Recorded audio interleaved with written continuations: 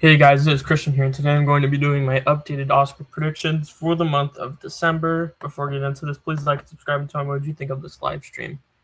So at this point of the year, we've had Golden Globe nominations, Critics' Choice nominations, Oscar shortlist, critics groups. We have enough to base our predictions off of, and it's about time I update them. So yeah, my predictions are pretty different compared to last time, of course, because of all the precursors that have happened, and there are still more to come. We're currently in the in between period, um, between like Golden Globe nominations, Critics' Choice nominations, Oscar shortlist critics groups, and then the other half is going to be BAFTA long lists, Golden Globe winners, Critics' Choice winners, Guild nominations, and then we're gonna get Oscar nominations, and after that we're gonna get BAFTA nominations. So for right now, like whenever we talk about BAFTA, like whatever misses on the long list, I'm gonna be very concerned for, and we're only gonna have to guess like what they're actually gonna nominate because we're not gonna know for sure until after Oscar nominations. Well, with all that said, we should just get right into this. Best Picture, I think One Bell After Another's winning, has the most critic wins, I'm pretty sure. Sinners is getting nominated. I think it's confirmed Sinners is number 2. I think it's in second with critics, and I think it would be winning Critics' Choice if One Battle wasn't there. It'd be winning the Guilds if One Battle wasn't there. Still not sure if it's winning Golden Globe or BAFTA, but One Battle actually might win BAFTA or Hamnet. And I think Hamnet may have like more international appeal, so that might win Golden Globe. But if Sinners wins Golden Globe, then that's just like definitively number 2. Although Hamnet's definitely in, Sentimental Value is definitely in. I want to say Marty Supreme definitely in. Frankenstein definitely in. It Was Just an Accident definitely in. I think all 7 of those are locked in at this point. I'd be pretty surprised if any of those 7 missed. And then below that, we have The Secret Agent, which has been doing pretty well at critics groups. It got Golden Globe nomination for drama. Could have a strong showing at on BAFTA long lists. Wag No More seems to be a shoo-in for Best Actor nomination at this point. The movie could get screenplay. Maybe if like Philho gets like a BAFTA long list, like maybe director, we'll see. Looking like a little bit of a long shot right now, but maybe not. Maybe he does get in. I did think this is number 3 for Neon instead of No Other Choice. We'll talk about No Other Choice now, even though it's number 10 instead of number 9. No Other Choice has been struggling at these critic awards, although it did get a Golden Globe comedy nomination. Lee Byung-hun got nominated there. And the movie also got nominated for adapted screenplay at Critics' Choice, and they usually love to shun international movies that aren't like totally like locked in. Like stuff like Parasite, Roma, Amelia Perez, Sentimental Value, obviously they would love those. But then stuff like Zone of Interest, Anatomy of a Fall, It Was Just an Accident, like stuff that's not really top 5, they just usually like to shun. However, No Other Choice getting that screenplay nomination shows like it's not like an irrelevant movie. Like it has potential to get nominated. I think BAFTA long list can redeem it. I think right now, like the movie, I mean, it was at the festivals, but I think because it hasn't released yet. It releases on Christmas, but I think after it releases, more buzz will. The movie will have more buzz, and it'll have a strong showing at the BAFTA long lists. If it underperforms there, I think that'll be the sign for me to take it out. But for now, I'm leaving it in. It seems to be very crowd friendly, and it's from Park Chan-wook, very famous international auteur. So for now, I think it's still in, but it wouldn't surprise me if it missed. But going back up to number 9, I have Train Dreams. This missed at the Golden Globes, although it did get drama actor and song there. But it did get Critics' Choice. It got adapted screenplay at Critics' Choice. It got a USC Scripter nomination. That was my drive to put it into my top 10, was because like I think as long as it stays stable in screenplay, it could stay stable in Best Picture.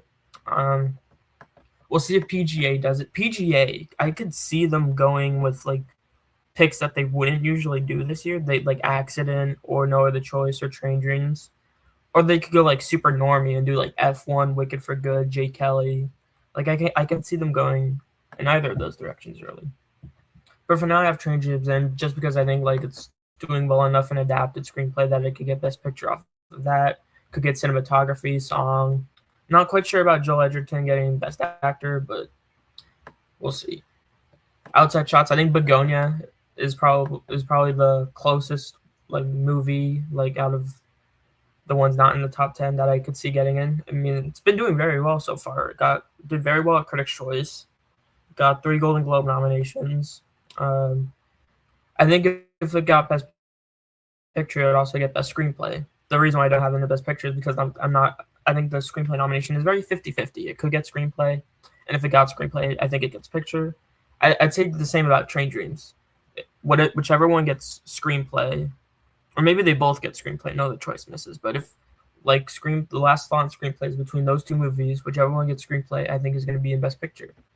So I have spoiler. I have Train Dreams beating it out right now. So I have Begonia missing. Although Begonia can definitely still get in. Number 12, I have Wicked for Good. I had this way lower before the shortlist. It missed the Golden Globe comedy nomination. Despite getting everything else it could have there, it still didn't get Best Picture. And at Critics' Choice, while it did get a picture nomination there, it did underperform. Cynthia Erivo missed a few techs. But the Oscar shortlist, like they shortlisted it everywhere they could have, really. I don't really care that it has more shortlist mentions than the first because, like, obviously, last year we didn't have casting or cinematography shortlists.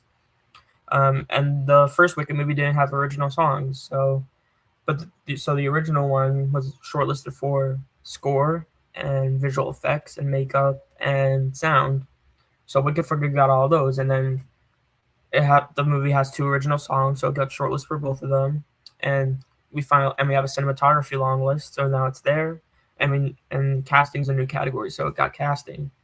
So like I don't really care that it has more because like obviously it was gonna get more shortlisted than the first one. We'll see if this gets PGA. I kind of think it can get PGA, and I think it could maybe get SAG Ensemble. However, like I could see people caring less about Wicked for Good as time goes on. Like Gladiator 2 got multiple Critics' Choice nominations, but only got a costume nomination at the Oscars.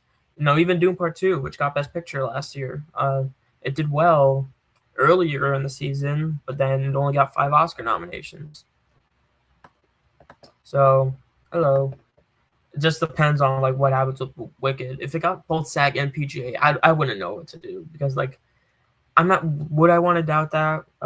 Maybe. I'm not sure. I just kind of feel like there are going to be other movies that people have more like passion towards. Although Wicked for Good could get, I have that getting 6 nominations without pictures. That's a lot, but yeah. Number 13, Jay Kelly. I think missing the Jay Kelly did pretty well at Critics' Choice besides missing George Clooney, but it missed comedy picture at the Golden Globes, which I think was very bad for it. I think it was bad for Wicked too, but Jay Kelly especially. Like Wicked still got like 5 nominations there. Jay Kelly has the 2 actors, but missing for Nouvelle Vague, like it's bad if you're weaker than Nouvelle Vague, which didn't even get any other Golden Globe nominations besides comedy picture. And also it missed for Blue Moon, but I think that's less egregious than missing for Nouvelle Vague. Jay Kelly, people just don't seem to be passionate towards it. Like critics aren't, audiences really aren't. We'll see how SAG and PGA react to it, but I just think the passion's not there for it. I think the passion is more there for Train Dreams, and then obviously Frankenstein is guaranteed. But for now, I think Jay Kelly's gonna sit the bench. There's no chance it's getting BAFTA long list. I'd say the same thing for Wicked for Good. That's not getting BAFTA long list for best film. Jay Kelly won't either.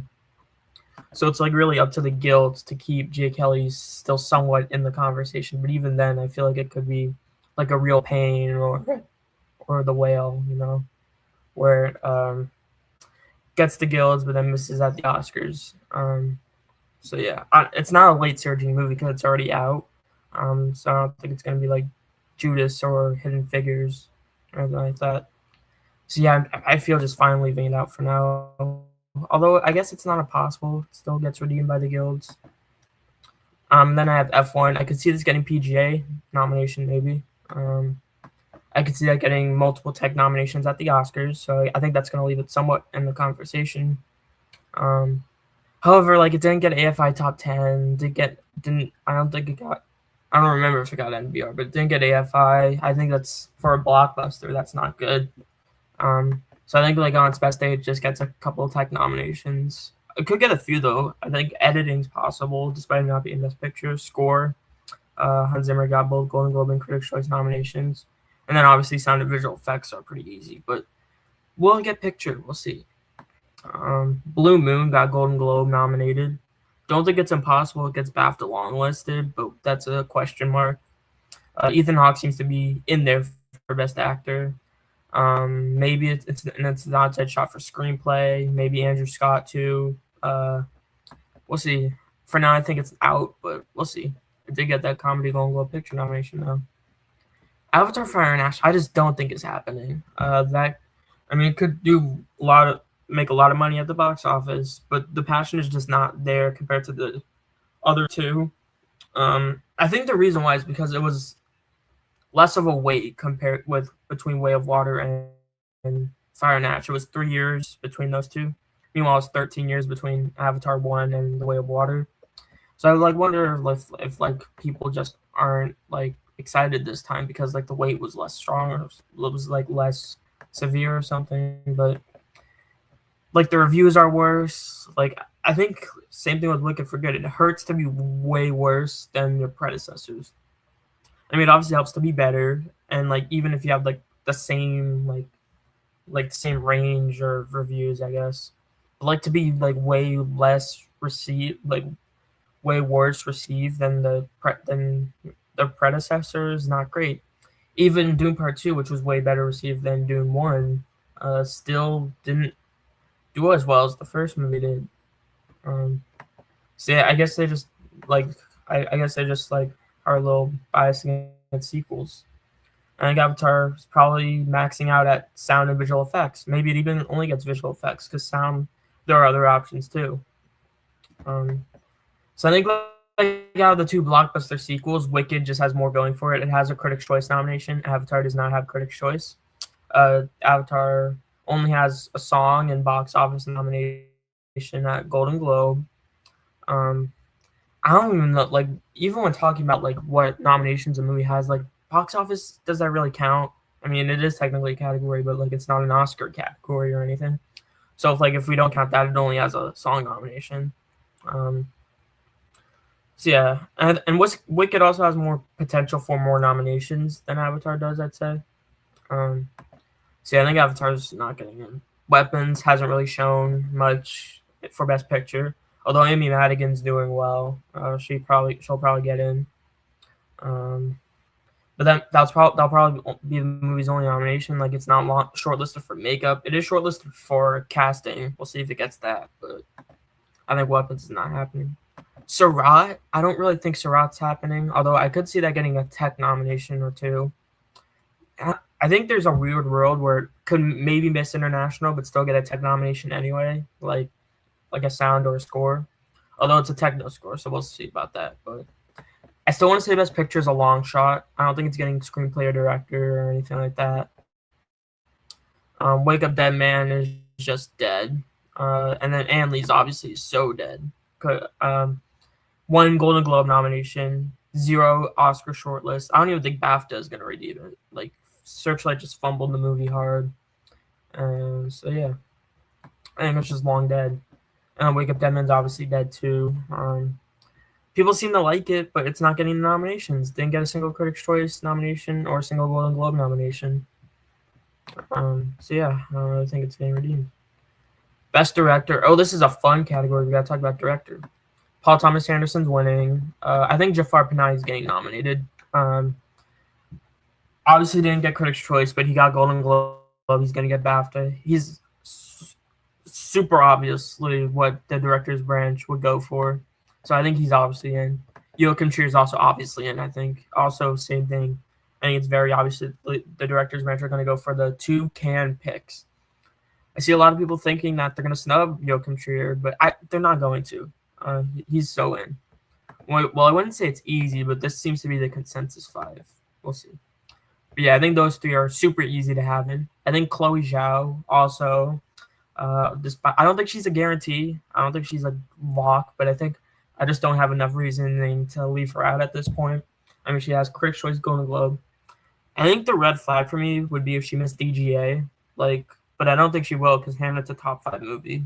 So I think she'll get that. She's obviously going to get BAFTA long list. I think the BAFTA lineup is going to be very telling for who I predict, because on the long list they have 5 men and 5 women, and I think the lineup that they pick, it's going to be the 5 men that they long list, and then plus Chloe Zhao. So whoever the men get, whichever 5 men get long listed at BAFTA, they're going to be in my top 6. So it's going to be, I'm going to predict 4 men, and then, or maybe 5, and then, so yeah, the 5 men and Chloe Zhao who get long, so the 5 men who get long listed at BAFTA plus Chloe Zhao, I think is going to be my top 6 for the Oscar. But yeah, Chloe Zhao, I don't really think she's shown enough for me to keep her out, so I have her in. And then Ryan Coogler for Sinners. I originally thought that the director's branch could gatekeep this, like how they do with most blockbuster movies like Inception or Dune or Barbie. However, Ryan Coogler has not really missed a beat yet. He's been doing phenomenally with critics groups. He got Golden Globe and Critics' Choice, which we knew he was going to get, but he's locked for DGA. He's obviously going to get DGA. And so, like, you really have to think, like, the only thing, like, he could maybe miss, and that is BAFTA long list. And if he does miss BAFTA long list, granted, I will take him out of my top 5. However, as long as if he gets BAFTA long list, there's literally going to be no reason to have him out of the top 5. He'll be in at that point. The only way maybe is if the 2 men, because I think PTA, Panay, and Cheer are all getting BAFTA long list. So if the only way I can maybe see me saying Coogler misses is if the last 2 men who get the long list are him and Josh Safdie, because if Josh Safdie gets DGA and BAFTA, I may have to predict that he gets in. I feel like he won't win. I think he should win, but I feel like he's not. I feel like PTA is just very strong. I think if there was a world where Sinners was winning Best Picture, I think Ryan Coogler would win. But I think One Battle seems to be winning Best Picture at this point. But yeah, Ryan Coogler just doesn't really have enough. There isn't enough reason for me to doubt him right now. I think he's getting in for now. And then Josh Safdie from Marty Scream. He did miss Golden Globe, but I could see DGA nominating him. If he doesn't get DGA, I think he'll be out. But I could see DGA doing it, and I can maybe see BAFTA doing it, but we'll see. If he gets both, I may have to have him in, because it seems, I heard the movie is very director heavy and it's very stylish. So if he gets both, if he just gets DGA, I'll probably keep him out. But again, I think the BAFTA lineup's gonna be the 5 men that are long listed plus Chloe Zhao. So I think if he misses BAFTA, it's just gonna be because he didn't get the long list. I will say for how much I hear that this movie, for how stylish I hear this movie is, it would be weird if he only had Critics' Choice by the end of the season. I think he's gonna get something else, and I think that something else is gonna be DGA. My current predicted DGA lineup is PTA, Chloe Zhao, Ryan Coogler is number 2 for DGA. He's in. Chloe Zhao, Josh Safdie, Guillermo del Toro. So it's 3 out of 5 with my Oscar lineup, which I think is fair. Usually there are 3 or 4 out of 5 every year. So yeah.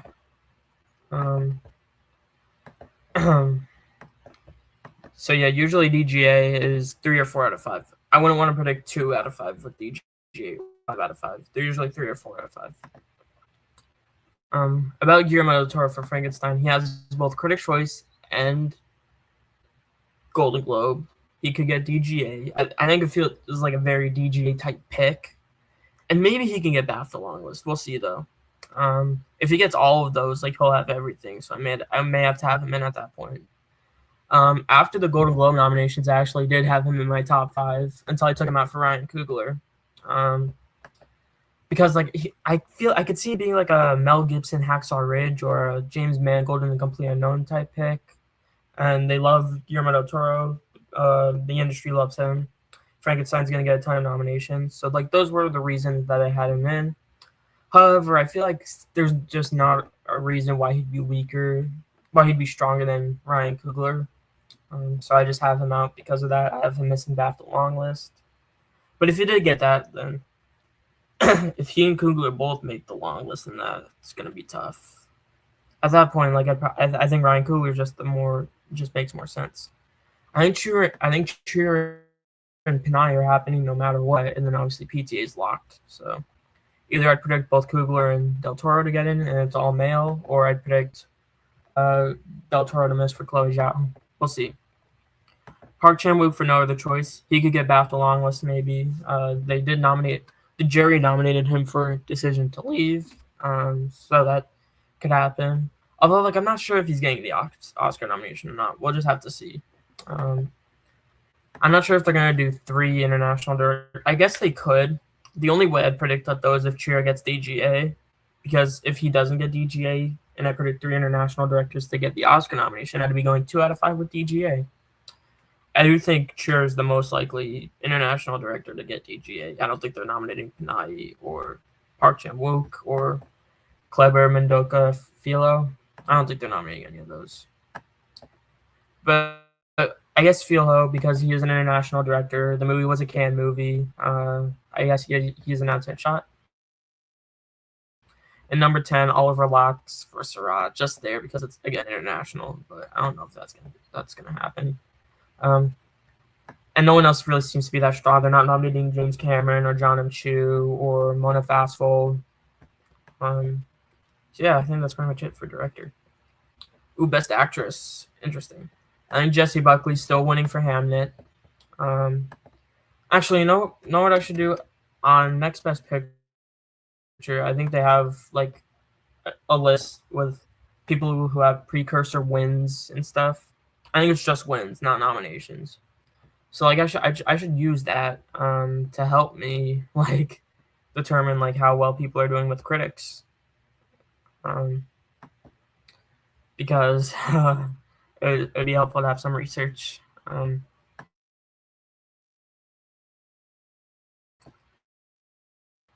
I can't just say, oh, I just think. So I'm going to pull that up, and then I'm going to get back to talking.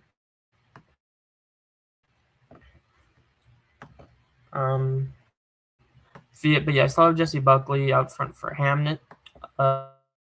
Makes a lot of sense for her to win. I think she's going to possibly sweep. Wait a minute. Yeah. I think I want to make sure that she's leading with critics before I definitively say anything. But I think she's winning. She's obviously going to win Golden Globe drama. Critics' Choice, I think she's winning. I think obviously BAFTA, and that's probably enough because BAFTA's so good at predicting best actress. The only time they weren't right was Michelle Yeoh won for everything. They're winners, so like it made sense. But yeah, they predicted Emma Stone over Lily Gladstone, Olivia Colman over Glenn Close, Marianne Cotillard over Julie Christie. So the Oscar. I think Renata Reinsva is getting nominated for sentimental value. I should talk about Rose Byrne real quick. Rose Byrne. Rose Byrne has been doing amazingly with critics. She's won a ton of prizes. She's probably going to win Golden Globe comedy. However, like, if you compare her and Renata Reinsva, I'd be more surprised if Renata Reinsva missed than if Rose Byrne missed, because before Rose Byrne did very well with critics, like I was wondering like if she was gonna miss, like how Tilda Swinton is for we need to talk about him with critics with 15 wins. Wait, actually, there's a spreadsheet that I think is that I think is going to be helpful instead of next best picture. And this one includes nominations and wins.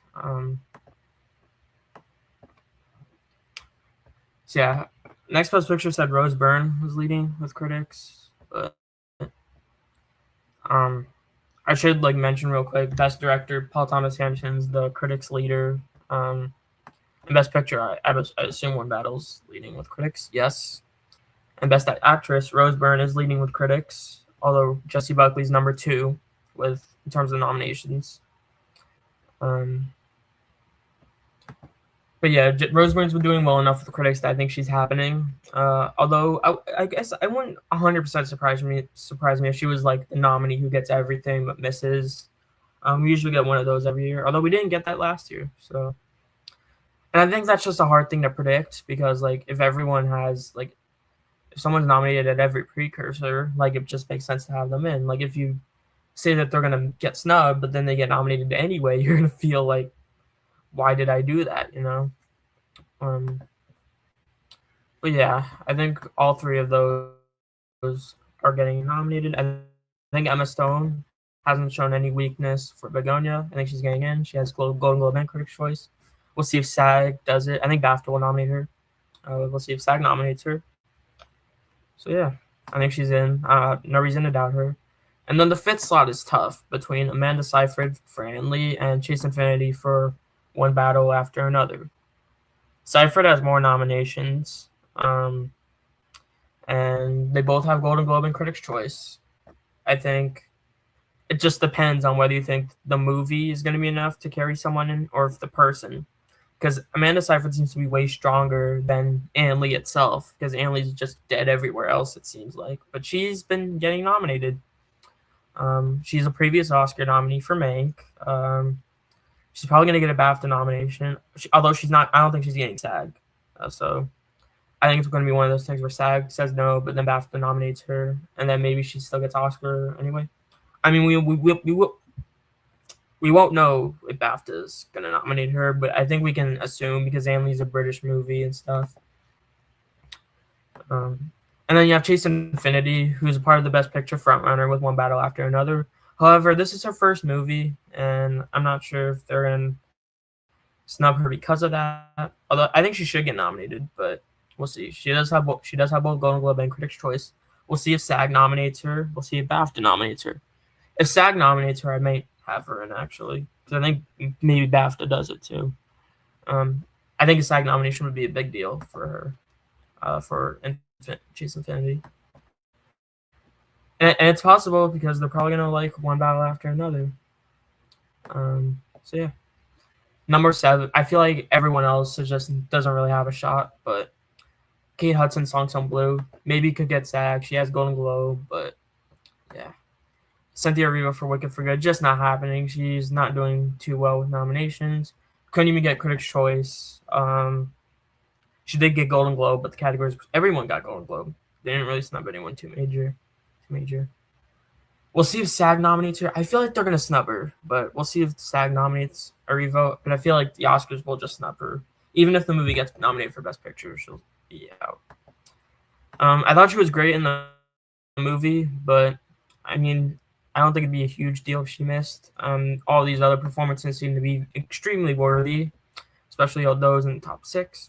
And Erivo has already been nominated for 3 Oscars. She was nominated for the first Wicked, playing the same role, and then she was also nominated for Harriet in both lead actress, and she also did a song from the movie which got nominated. So she already has 3 Oscar nominations. So like it's not going to be like a huge deal if she misses, but I do think she is great in the movie, but I don't think she's getting in. And then 9 and 10, Jennifer Lawrence, Die My Love, Tessa Thompson, Hedda. Maybe they're like dark horses for the BAFTA nomination. That's all I can say. I don't think they're getting an Oscar nomination. Best actor. Oh, Best actor. Like this one's interesting because I think it's become kind of a debate on who's winning. So far, Michael B. Jordan has the most critic wins. I think this 5. We'll talk about, but I think this top 5 is pretty easy. I think all these people have all the cases in the world to make. But yeah, Michael B. Jordan has the most critic wins, so I don't think he's gonna win the Oscar, but that's it. But I think it's interesting. Well, we'll see. We'll see who's winning. A lot of people think Timothée Chalamet is losing now because he's a little bit arrogant and has made some comments. But like, are the Oscars gonna care about that? Like, will they? We'll see if other precursors care, but I'm not sure if they're gonna not vote for him because he's arrogant. Like, if he's great in the movie, they're gonna vote for him to win. We'll see if Critics' Choice gives him the win. We'll see if Golden Globes do it. I feel like SAG could do it. BAFTA could do it. I don't really see enough of a reason to have him not at number one. What place is he in when it comes to critics nominations? He's in fourth. I think Marty Supreme, again, like I said about No Other Choice, it needs time to build up, and it's releasing on Christmas. It'll have that time to hopefully do better than it did at Critics' Choice and Golden Globes. I don't really see a reason to have him not at number one. He's definitely getting nominated. But we'll see if he wins. Leonardo DiCaprio is obviously in. I don't know if he's gonna win a second Oscar. Like, is there really a drive to give him a second Oscar? Like, I feel like people like there isn't like a drive to give him a second Oscar. Although like I don't at the same time like I'm not sure if people are really objecting against him winning. We'll just see. I'm not sure if he's gonna win the Golden Globe. I feel like the Golden Globe is either gonna be Chalamet or it's gonna be Ethan Hawke maybe. Although it could be Leo, but I just don't know. Like, are they gonna really give him a second? I mean, they gave Frances McDormand a third Oscar, Daniel Day-Lewis a third Oscar. But I feel like where are they gonna give him? Like, are the Critics' Choice, is One Battle gonna do so well that it's winning lead actor, supporting, and like I feel like they just have to really love the movie. I mean, they are gonna love the movie, but like, is he really gonna win again? He's definitely getting nominated though, so.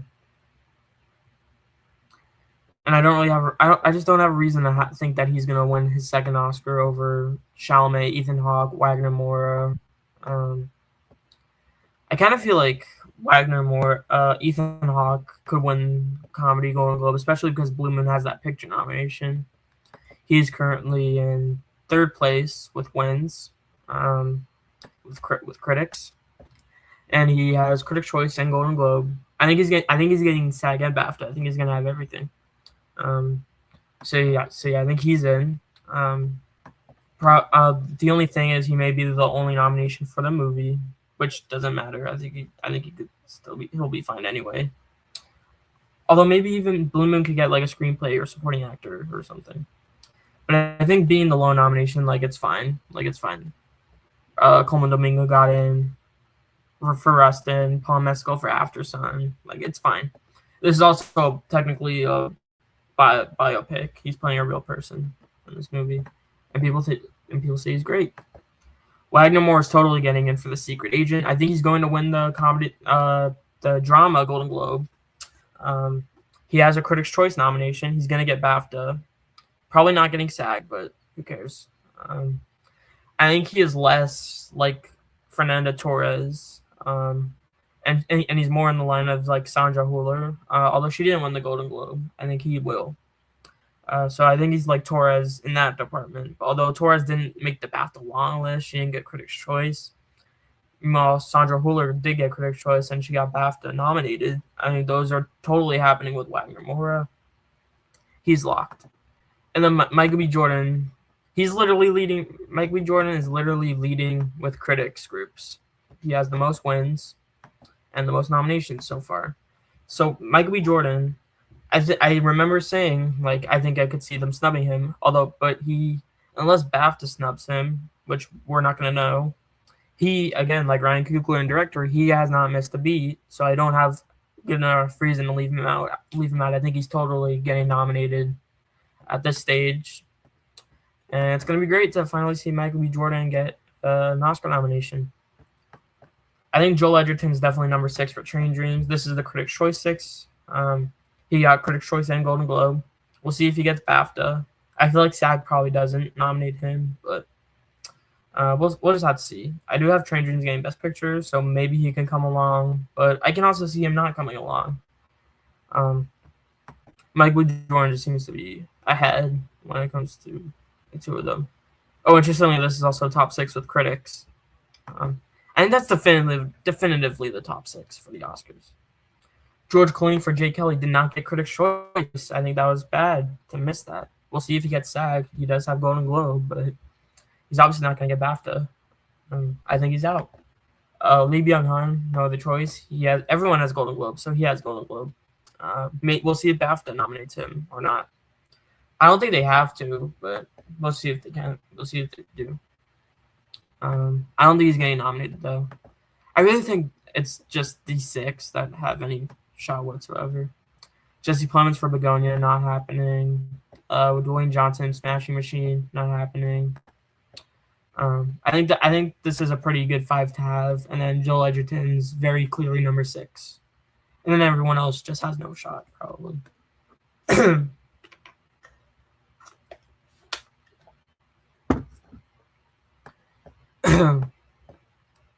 I do think though, like Leo, like makes the least sense to want to give an Oscar to. Although he's definitely getting, I think he's number 2 for the nomination. However, I don't understand people who think he's winning a second Oscar. Like the only reason people think Timmy's losing is because he's arrogant and has made like comments about how great he is and stuff. However, I just don't really know if the Oscars are going to care about that. But if he lost, if he wasn't winning, I wonder who I would have winning. I think I maybe do. Although no, Wagner Moore is not going to have a SAG nomination. I would maybe do Ethan Hawke, maybe or Leo.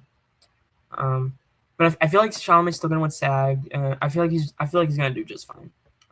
So he makes the most sense to have up front, and then Leo, Ethan Hawke, Wagner Moura, Michael B. Jordan.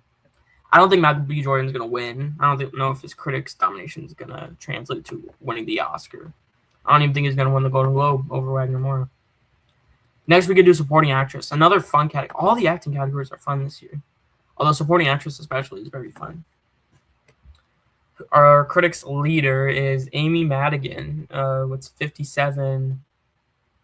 Wait, no. The number. I don't even know what the numbers mean. But I am using this. She has the most wins and the most nominations. She's number 1. Tiana Taylor's number 2. Wunmi Mosaku number 3. Ingub's daughter Lilith number 4, and then Ariana Grande 5. Elle Fanning 6. So on and so forth. The reason why I don't have Amy Madigan winning the Oscar, although I do think she can win Critics' Choice, I think she can win Golden Globe maybe. I think she can win SAG. The reason why is because I don't know if BAFTA's going to award her. And the biggest thing is that she's probably going to be the only nomination for her movie. Unless the movie got a casting nomination. Because it can't get makeup now. So like she's probably just going to get in by herself. Compared to Lilith and Tiana Taylor, who are part of Best Picture movies. And I think Inga's daughter Lilith may win BAFTA. And if she won BAFTA, I think she may win the Oscar due to her movie being stronger. This has happened plenty of times where someone has a strong narrative, like Amy Madigan has, and wins 3 precursors, and then BAFTA goes rogue against the narrative, and they give it to someone else. And that person wins the Oscar due to their movie being stronger. It happened last year in Best Actress. Look at Demi Moore winning Golden Globe, Critics' Choice, and SAG. And then Mikey Madison won BAFTA and Oscar. It even happened with Chadwick Boseman winning those 3, and then Anthony Hopkins won BAFTA and Oscar due to his movie being stronger. So I think that's gonna happen here, and then whoever the BAFTA winner is gonna win the Oscar. The only way I would really have Amy Madigan winning is if she wins BAFTA, because then I think she'd sweep. Or if the movie gets nominated for casting, because then her movie will have another nomination to add to, and she won't be the lone nominee for the movie. Although she is leading with critics group, so she's strong. I think Lilith is happening. She may miss SAG, but I don't think that's gonna matter. She's gonna get BAFTA, and she already has Critics' Choice and Golden Globe. Tiana Taylor's in. She's gonna have everything. Not really sure if she's gonna win. I mean, the performance I saw was not a winning performance. Although I guess if they really love the movie, then maybe. But she's number 2 with critics, right? Yeah, number 2 with nominations. I think Elle Fanning's getting in for now. She has Golden Globe and Critics' Choice. Well, she is number 6 with critics, and we'll see if SAG nominates her. We'll see if BAFTA. I feel like BAFTA will, but we'll see if SAG nominates her. Number 5. I've actually been struggling between Ariana Grande and Wunmi Mosaku. I had Mosaku in for a little bit, but then yesterday I switched back to Ariana Grande. Wunmi Mosaku has has been doing amazingly with critics. She's number 3 with critics. She has a Critics' Choice nomination. Doesn't have Golden Globe nomination. We'll see if she gets SAG and BAFTA. If she got SAG, I'd probably put her in. We obviously won't know if she has the BAFTA nomination. But we'll know if she's longlisted at least. If she missed the long list, I'd be a little concerned. But if she missed the long list and got SAG, but got the SAG nomination, then maybe I'd have her in. But I feel like it just depends on what SAG does. I'm not sure if I can predict her with just Critics' Choice, although that has happened. I mean, America Ferrera got in for Barbie with just Critics' Choice. Judd Hirsch for The Fabelmans. When we're talking about non-Best Picture movies, Brian Tyree Henry and Causeway, J.K. Simmons being the Ricardos. But I feel like it's just like it would just be a coin toss with whether or not she gets nominated compared to Ariana Grande, who, while her movie's weaker, Sinners is way stronger than Wicked for Good. Wicked for Good may not even be in Best Picture. Ariana Grande is going to have Golden Globe, Critics' Choice. She already has those 2. She's going to have a SAG nomination, and we'll see if BAFTA does it. Which they may or may not. We'll just have to see. She is number.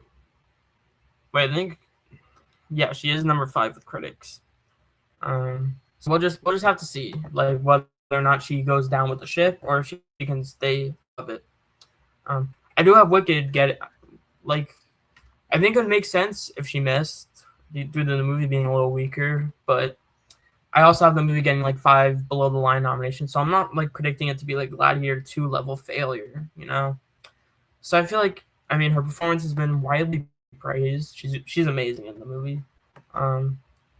Like I think out of the movies not in Best Picture, like I think it kind of makes sense for her to get it, and she'll have 3 precursors, which is pretty good. I've seen people who still think she's winning. I don't think she's winning anymore. She hasn't won a single prize yet. Yeah, she hasn't won a single prize yet. And I feel like they're gonna give it to someone. They're either gonna give it to Amy Madigan, who has a stronger narrative, or they're gonna give it to someone from a Best Picture movie, like Tiana Taylor or Ingud's daughter Lilith. So Masaku maybe. Emily Blunt no. I'd say that.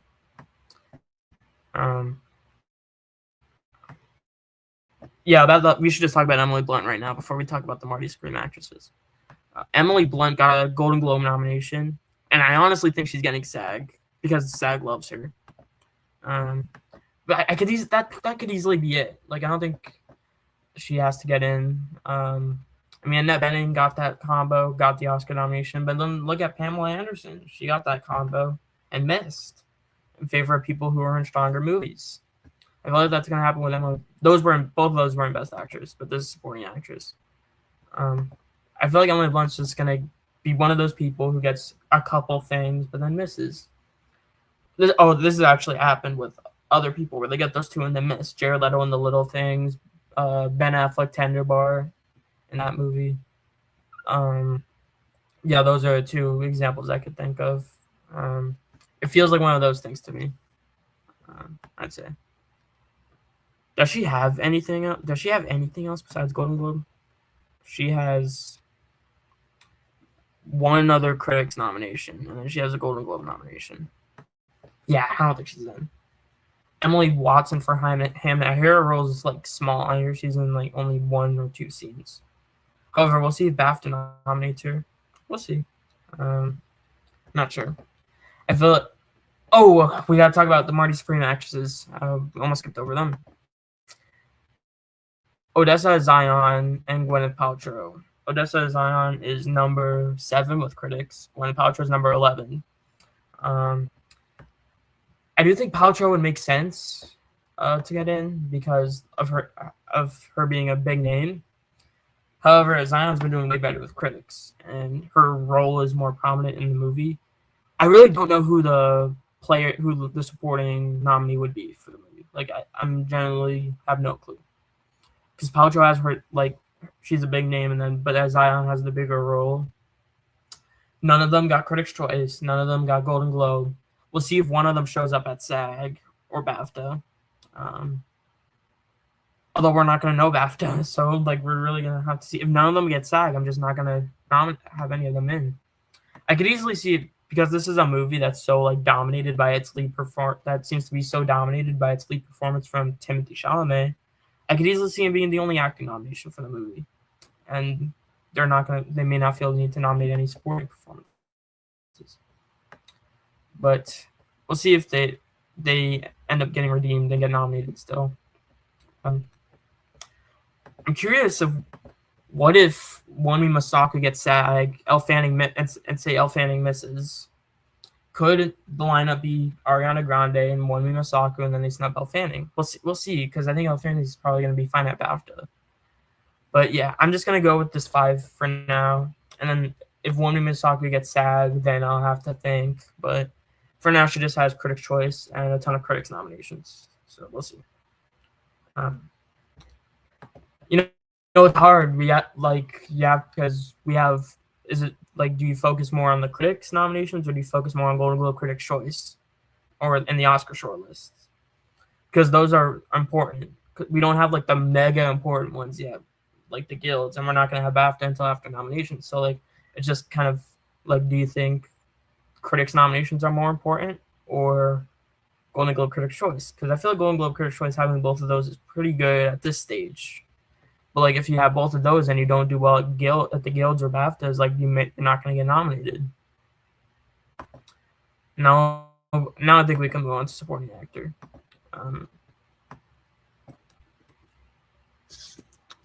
So yeah, time to move on to supporting actor. Benicio del Toro is leading Critics. I'm pretty sure. Like, I'm almost guaranteed he's leading with Critics. I'm just pulling up.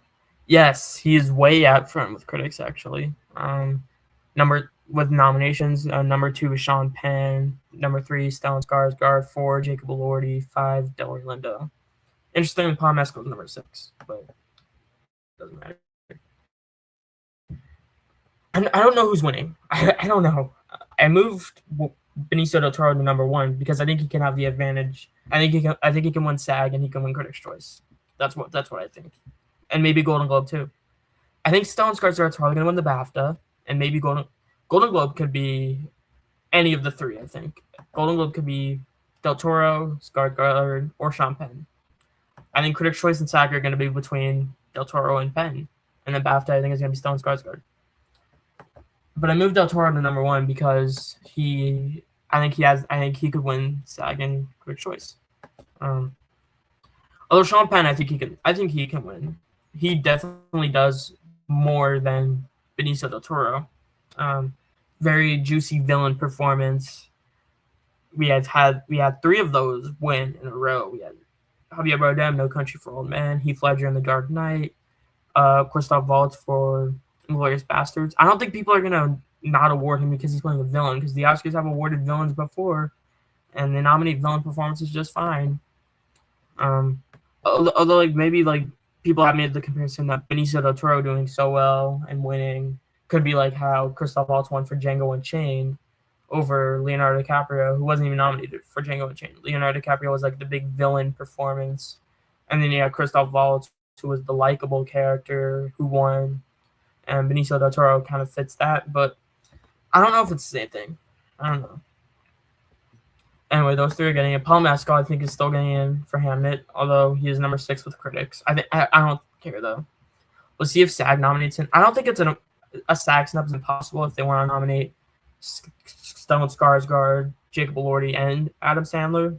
However, a SAG snub also like wouldn't mean much to me because he's obviously going to get BAFTA. He's obviously going to get redeemed at BAFTA, and he's going to get Oscar. So yeah, I think he's in. And then Jacob Elordi for Frankenstein. I think he's in. This easy 5. He has Golden Globe and Critics' Choice. Although, to be fair, so does Adam Sandler. But which movie's stronger? Frankenstein stronger than Jake Ellie. Also, like, wonder if they're just gonna gatekeep Adam Sandler because he's Adam Sandler. Like, I don't agree with that. I mean, I think he should have been nominated for Gems, but like, are they gonna just snub him because he's Adam Sandler, or is it gonna be because the movie's weak? I think it's probably just because the movie's not as strong. Although he does have Golden Globe and Critics' Choice nominations, and he's number 7 with Critics. Yes, number 7. I think that's definitively the top 6 though, unless Andrew Scott like gets a BAFTA nomination for Blue Moon, and then it translates into an Oscar nomination. That happened with Jessie Buckley for The Lost Daughter. We'll see if that happens here. I don't think so, but we'll see. I think the 5 looks pretty good for now, even though Jacob Elordi, I wasn't sure because he is playing Frankenstein's creature, but I think he's getting in. I'd say he deserves it too. He's very good in Frankenstein. So yeah, Delroy Lindo, I don't think he's getting in. He didn't get Golden Globe or Critics' Choice, and Critics' Choice loves Sinners, so I feel like the fact that he didn't get that is not great. Miles Caton hasn't really been showing up much. Couldn't get Golden Globe or Critics' Choice. I mean, he did get Young Performer at Critics' Choice, but not Supporting Actor. Don't know if he's getting SAG. He only has 4 nominations, actually, which is not great. And then Jacoby Jupe for Hamnet. Could BAFTA maybe do something like that, maybe. No, I hope BAFTA long list David Johnson for The Long Walk. I had him on here before, but like that's just obviously not happening at the Oscars, so I just like didn't even I just didn't even want to have him on the list.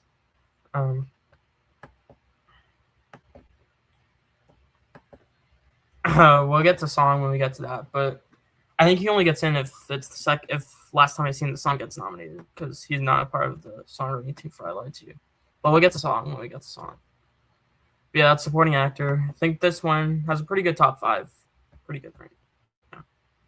Now we're moving on to Screenplay. Oh, we're already 51 minutes in. Jeez. This is long.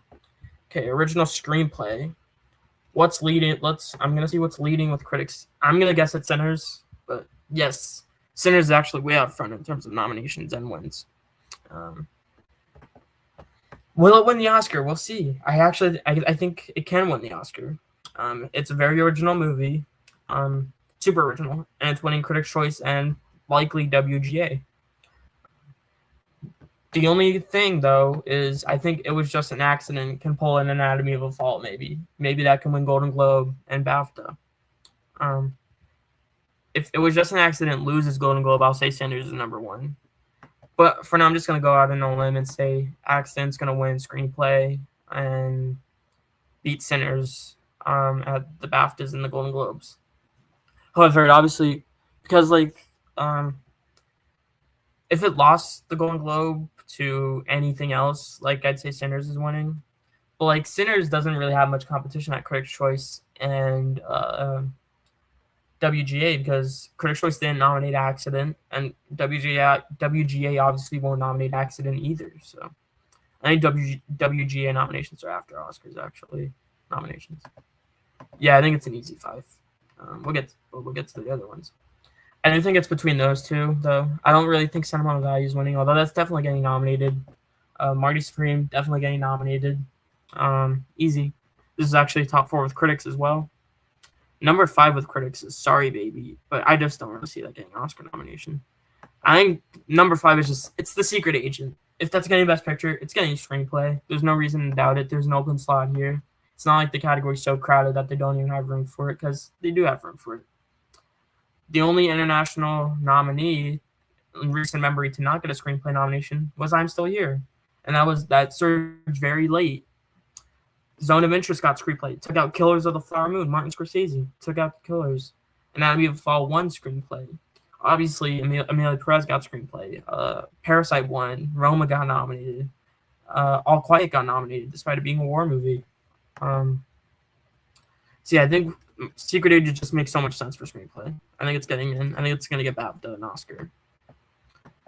Actually, number 6 is not Jay Kelly. Number 6, I think, is Blue Moon. I could see that being like Living, although that wasn't adapted. I could see it being like Living, where it gets lead actor and screenplay. Oh yeah, Drive My Car also got nominated for screenplay. Secret Agent's number 5. It's not Blue Moon. We'll see if Blue Moon gets like a BAFTA nomination or something, but I think it just makes less sense because it's probably not getting nominated for Best Picture. But I guess like the World Where It's Living or The Lost Daughter, if they really want to nominate Andrew Scott. I guess that's not impossible, but I wouldn't predict that. Jay Kelly did get Critics' Choice, but that's not happening. Yeah, Jay Kelly's not happening. If it somehow comes back and gets Best Picture, then maybe. But like, I don't think that's happening. Weapons got Critics' Choice. That's probably gonna get a WGA. That J. Kelly also probably will, but I don't think. I just don't think that's repeating for an Oscar nomination. Sorry Baby has Critics' Choice, but again, I don't really think that's repeating. And then Is This Thing On is just long dead. That's only there because I have to have something else at number 10. So yeah. Where's J. Kelly with critics? Is J. Kelly like... J. Kelly's probably doesn't have many not. J. Kelly's number 7. Weapons is number 6. Blue Moon's number 9. Secret Agent's 12, but I think due to that being likely in Best Picture. Well, with WGA, I'm not sure what's eligible or not for that, because I think you have to be a member to have your film be eligible for screenplay. If there are enough open slots, though, then probably it gets in, but I don't think it's getting the Oscar nomination. I think this 5 makes so much sense. And then we're going to move on to adapted screenplay, which is a little bit tougher. Granted, only like 7, really 6 of these movies have any shot whatsoever. Like after we get past like not Wake Up Dead Man, movies are just there to be there. I'm gonna turn my light on because it's getting a little darker out. One Battle After Another is probably winning. It's leading with critics. And the movie's winning Best Picture. It's winning screenplay. I don't think there's really a challenger there. Hamlet's getting in. I think at this point Frankenstein's getting in. I think it's All Quiet. It's Top Gun Maverick. It's 1917, where it's a movie that leans a little more on like the technical aspects, but it still gets screenplay anyway because they love the movie. So I think that's totally happening with Frankenstein. Where does Frankenstein's number 5 with critics. One Battle's number 1. Train Dreams is number 2, actually. Hamlet's 3. Begonia 4. Frankenstein 5. No Other Choice is 6. Yep, easy one for One Battle. I think Frankenstein's in, though. And Train Dreams, again, number 2 with nominations. And it has Critics' Choice. The only 2 of these that got in at the Globes were One Battle and Hamlet. The Golden Globe lineup was One Battle, Hamlet, and then the rest of it was original screenplays. Sinners, Marty Supreme, It Was Just an Accident, Sentimental Value. That was the Golden Globe 6 for anyone who was curious. But yeah, with Train Dreams being number 2 with critics, I think as long as it's stable with screenplay, I think it could get nominated for Best Picture. And I think it's going to get nominated for screenplay right now, so I have it in. Although I don't think it's locked. I don't think it... Like, if it somehow misses picture and No Other Choice and Begonia get in, then I probably wouldn't miss. But for now, it's strong enough to get in. Wake Up Dead Man. We'll talk about Wake Up Dead Man, but that hasn't really gotten much. And then number 5, I think it really just depends on what you have in Best Picture between Begonia and No Other Choice. If No Other Choice is not getting Best Picture, I think it's not getting screenplay. But if it's getting Best Picture, I think it will get screenplay. I think that Critics' Choice nomination was pretty good for it. I think BAFTA could do it. So that's why I have it at number 5 for now. Although Begonia is possible. It's number 4 with critics. Got Critics' Choice. And if the movie got Best Picture, it'd probably get screenplay as well. So, yeah, that can happen. Although I think No Other Choice, I have that above Begonia right now in Best Picture. So I have it, again, above Begonia in Best Screenplay. Wake Up Dead Man Knives Out is just so not happening. Couldn't even get Critics' Choice. Maybe it could get WGA. But even though for most of the year I thought it was in because they nominated the other 2 Knives Out movies, but this one just seems to be way weaker for some reason. So yeah. And then nothing else has a chance at getting nominated. Everything else just has 0%, only there just to fill out the category. Wicked for Good is not happening. Nuremberg, obviously not. Life of Chuck, obviously not. Do those have any critics nominations? I don't even see them listed anywhere. No.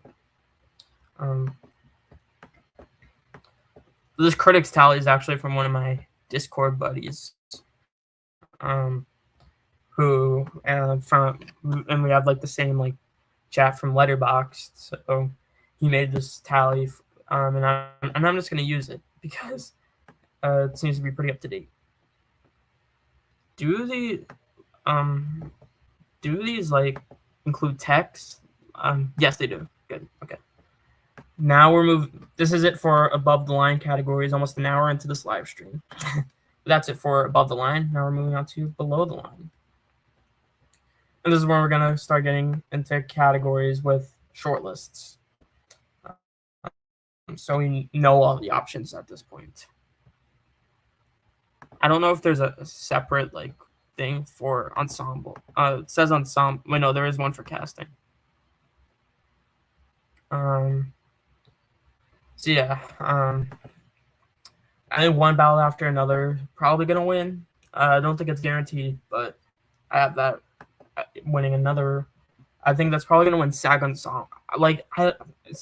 Casting and ensemble are not the same, but I'm gonna say one battle up front. Cinder's obviously getting nominated. I think those two are gonna compete for the win.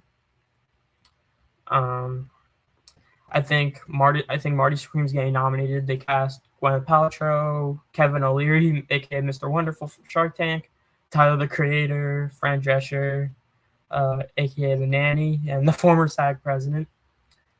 So they cast a lot of fun people in this movie.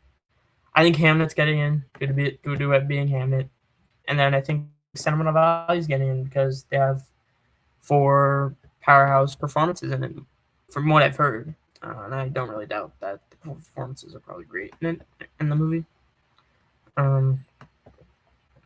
Because casting, like, we don't really have much for casting. I want to see like what's winning, what's with ensemble, although ensemble is not a category here.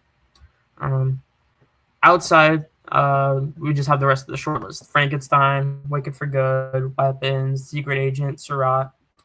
I do think maybe Secret Agent or Weapons could maybe surprise or something, but I'm not sure.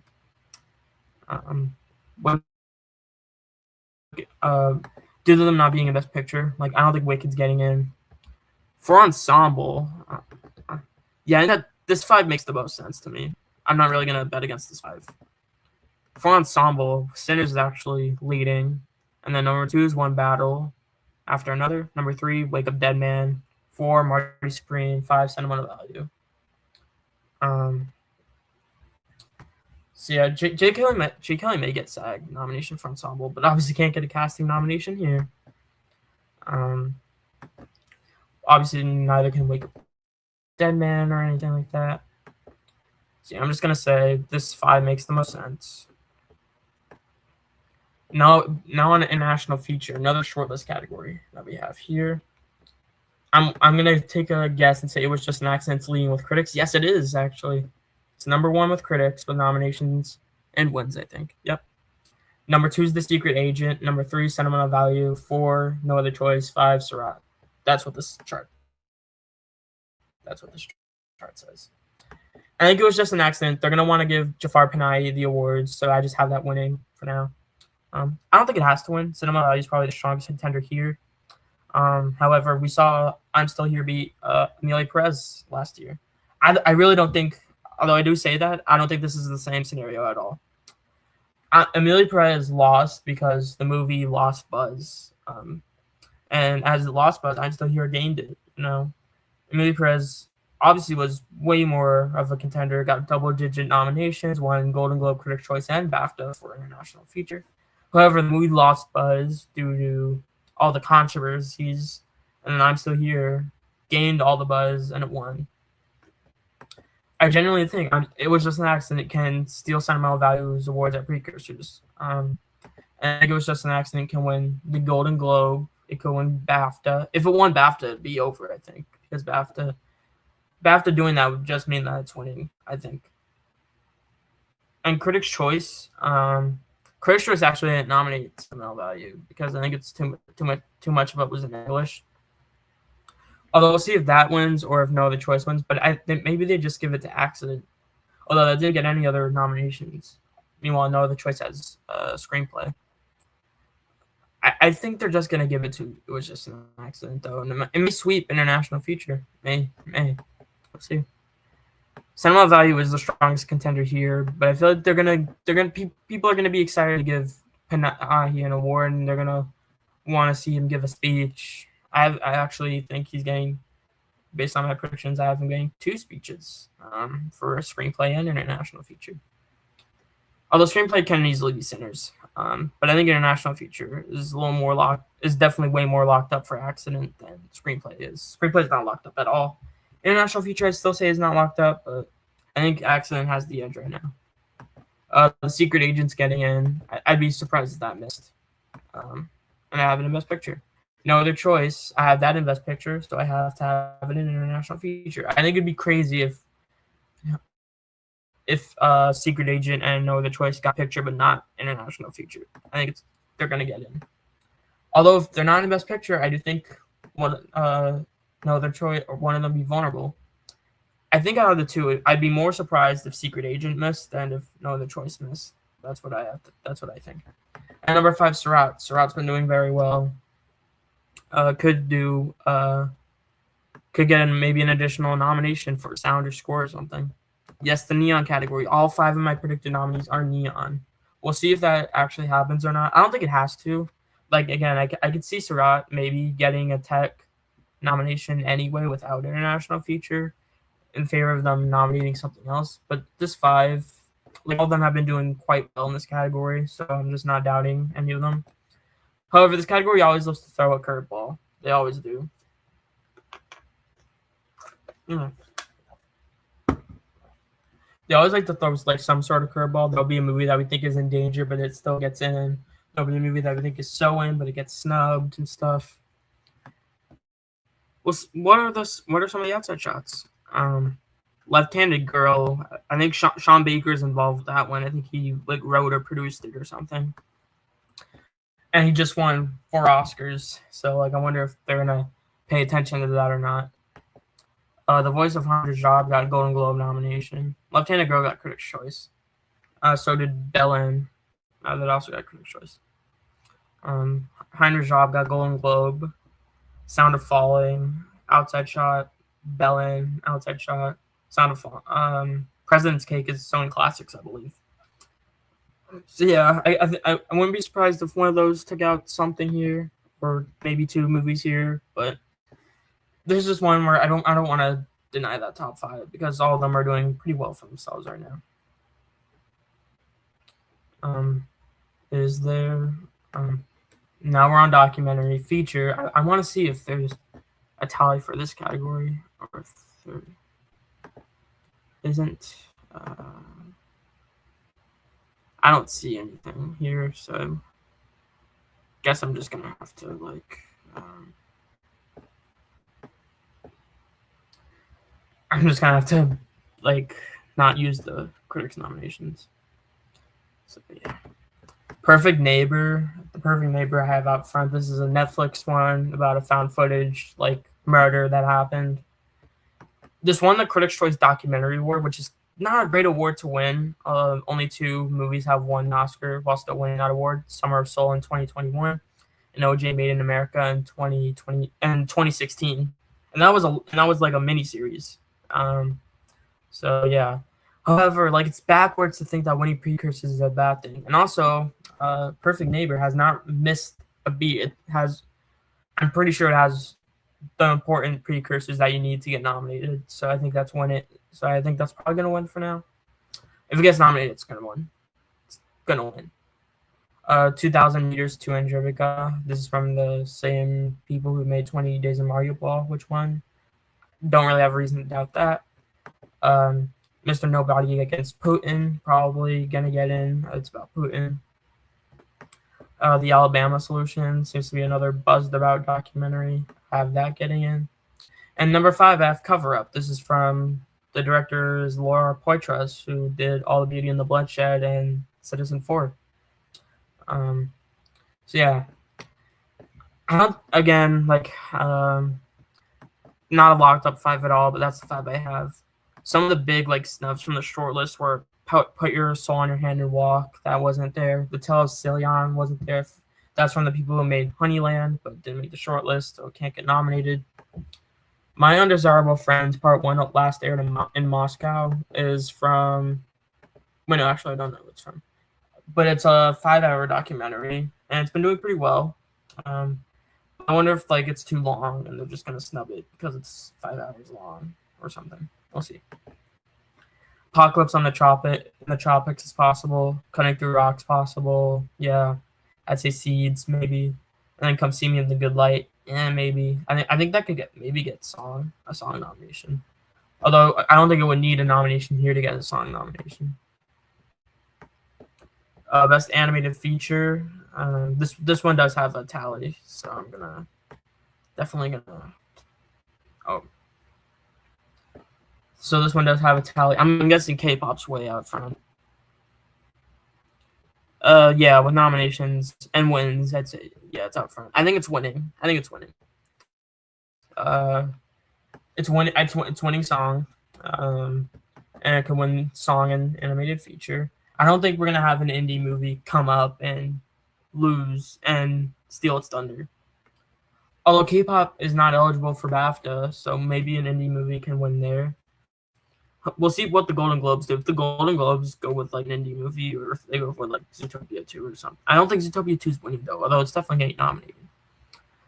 But if they go for like Little Amelie or Arco or something, maybe I'd switch. But if they just go with K-pop, I'll just think it's winning. K-pop's obviously winning Critics' Choice. It's obviously going to win PGA. It's going to win the Annie probably. Yeah, K-pop's just way ahead. Wait, no, it's not probably winning the Annie. It will win the Annie. It's winning Annie, PGA, and Critics' Choice. You could say that about Wild Robot and Spider-Verse. Although I think this one could have a Golden Globe win. Like this is one of the most buzzed about, like talked about movies from this year. It's Netflix. Like it's winning. K-pop winning. Zootopia 2 is getting nominated. This, unlike Moana 2 and Frozen 2 and Rob Breaks the Internet, this has good reviews, and most people kind of like it. Well, Rob Breaks the Internet did get nominated, but this wasn't a non-credit category, and this is a non-credit category, so Zootopia 2 is going to get nominated, I think. And unlike Moana 2, it's good, according to most people. I haven't seen Zootopia 2, but I probably will watch it eventually. Yeah, that's getting in. Little Amelie, or the character of Rain, is getting in. Arco's getting in, and Elio's getting. This is an easy 5. This is going to be a very straightforward top 5. Elio is not going to miss because it was a box office flop. It got Golden Globe and Critics' Choice. And in this lineup, this competition, they're not going to snub Pixar. I'm sorry. The last time Pixar missed was in 2016 with Finding Dory. Every other year, they just get nominated all the time. Elio's in. This is going to be the top 5. Easy. In Your Dreams got Critics' Choice, but it won't get the Oscar. Demon Slayer, Kimetsu no Yaiba, Infinity Castle got Golden Globe, but it won't get the Oscar. The Twits, obviously no. The Bad Guys 2, no. Scarlet, no. And the top 5 with critics is actually, yeah, the same. The easy 5. K-pop's number 1, Zootopia 2 is number 2, Arco's 3, Little Amelie's 4, and Elio's 5. Or shall I say, Little Am I Lie? That's how Marlon Wayans pronounces it. He did such a bad job with the Golden Globe announcements. Although we're not here to talk about that. Best cinematography. This one does have the tallies, so we're gonna get to see what they went with. I guess Sinners is ahead. Yes, Sinners is way ahead with wins. I think Sinners is winning cinematography. The cinematography is stunning. It's gonna be the first woman to win cinematography, first woman of color to do it, obviously. I think she's gonna be the first woman of color to get nominated, actually. And then she's gonna be the first woman to win. So yeah. Bell after another. Could that win? I guess if they really want to give it a million wins, but I don't know. I would like to see them spread the love and give Sinners some stuff, and like for like score and cinematography. So yeah, I think Sinners winning. One Battle's getting nominated. Hamlet's getting nominated. Frankenstein's getting nominated. I'm not doubting any of them. And then Train Dreams. I think Train Dreams is in. This is the top 5 with critics. Yes, it is. Sinners number 1, One Battle number 2, Train Dreams number 3, Frankenstein 4, Hamlet 5. Marty Supreme missed Critics' Choice. We'll see if that gets ASC and BAFTA. But like Stranger Things has been doing so well, and I have that getting Best Picture, so I think it makes sense for cinematography to happen. We'll see if Marty Spree like redeems itself and gets BAFTA and ASC.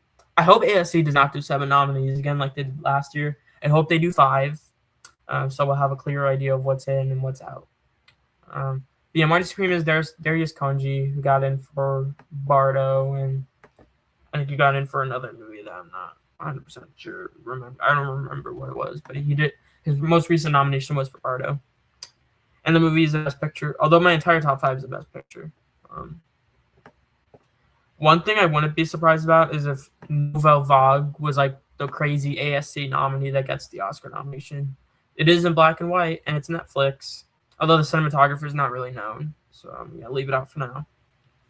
Ballad of a Small Player. It's James Friend who won for All Quiet. However, and it does the movie like I did watch the trailer. I haven't seen the movie, but from the trailer, it does have that very flashy cinematography. People like seem to like the cinematography in the movie. However, the movie's just so like buzzless. There's no buzz around that movie, so I think it's just gonna miss. F1 got Critics' Choice, but I don't think that's repeating. They didn't nominate Claudia Miranda for Top Gun Maverick. And then Sound of Falling, another international movie. We'll see. I do think mainly these 7 make a lot of sense, but I think that top 5 makes the most sense for now. Editing. I'm guessing One Battle After Another is out front for critics. Yes, it is. One Battle's number 1. Number 2, Marty Supreme. 3, Sinners. 4, F1. 5, No Other Choice. Dynamite's interesting. Also, Dynamite's interestingly number 6, which is interesting. Hamnet and Cinema Value are 7 and 8. Wow. But yeah, about the category, I think One Battle After Another is absolutely winning. Easy. I think Marty Supreme's getting nominated. I think Sinners is getting nominated. For a while, I was wondering if that could be like a crazy Inception snub or something, but there's not really any evidence to support that. Even if F1 got ASC, it wouldn't get the Oscar. I feel like there's more flashy stuff that they nominate. But yeah, Sinners getting in. Hamnet didn't get Critics' Choice. I'm wondering if that can miss, but I have it in for now due to the movie being a top 5 or top 3 contender.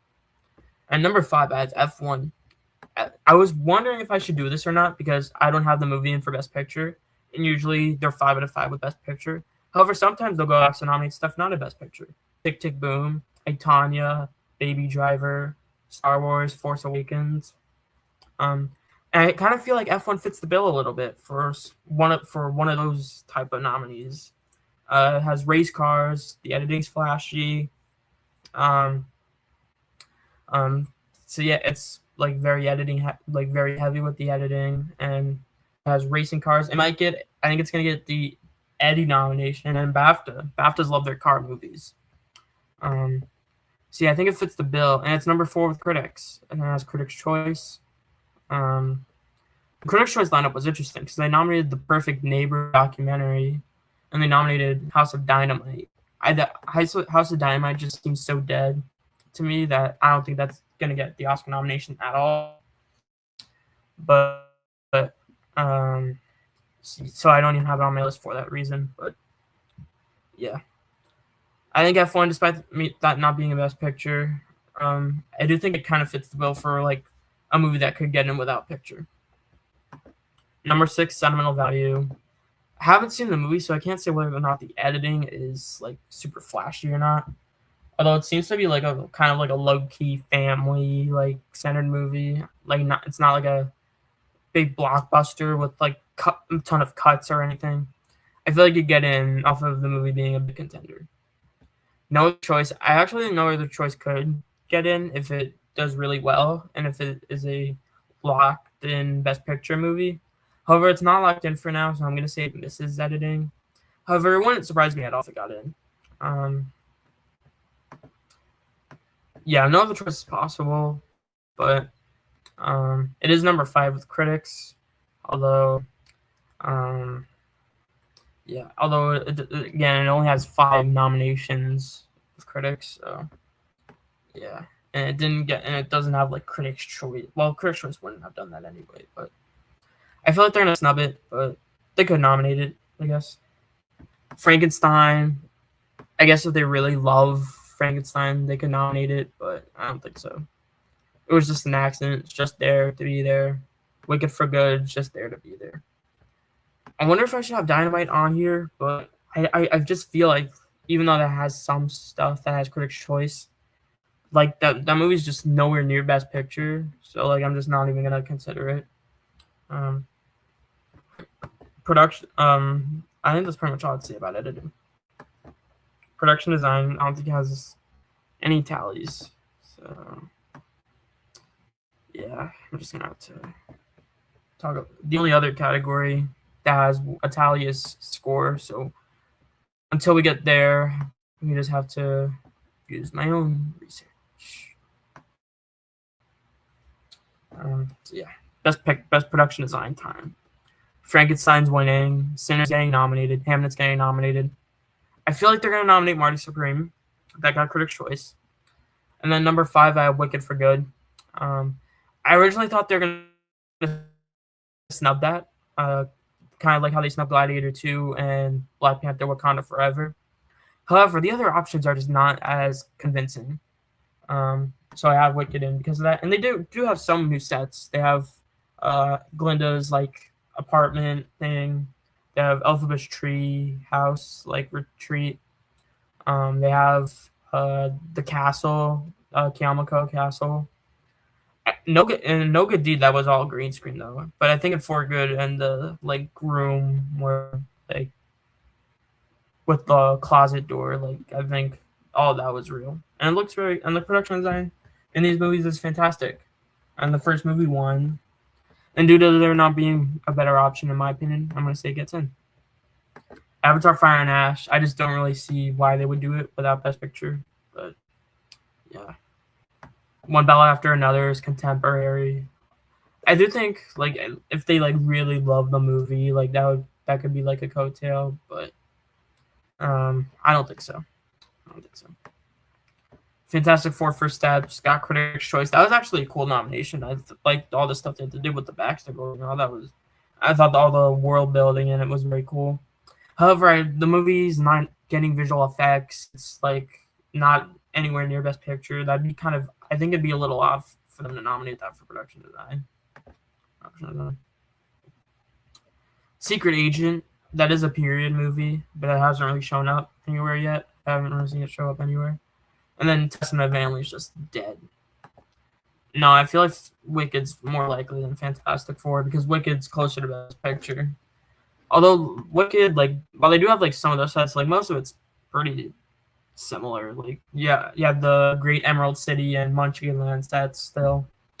But yeah, you'd have Alphabet's Tree, Glinda's Penthouse, Kalmako. I feel like they'll just nominate it.